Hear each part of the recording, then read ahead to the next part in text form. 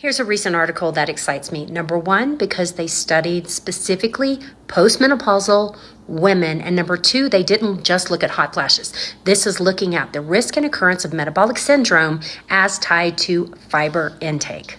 Now, even though they have studied African American women who are postmenopausal, I do think that these findings are going to be able to be used for all women who are postmenopausal.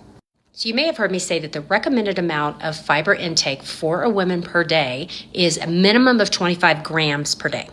When these women were recruited for the study, the average fiber intake was about 10 grams per day, higher than the average postmenopausal index of about 8.5 grams per day. They were divided into two groups, one of them having 14 grams of fiber per day and the other having 21 grams of fiber per day. And the women who were having 21 grams of fiber per day versus 14 had a statistically significant improvement, not only in their metabolic disease score, but in their triglycerides and their fasting glucose. So, full disclosure, I have created a fiber supplement for my patients and my followers.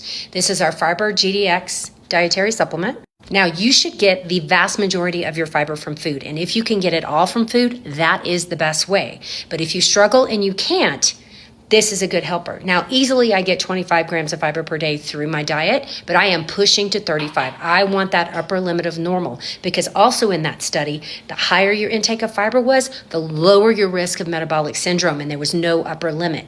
So if you need help and you're looking for a safe, efficacious, tested fiber source, I invite you to try the Pause Nutrition Fiber GDX. Link is in our bio.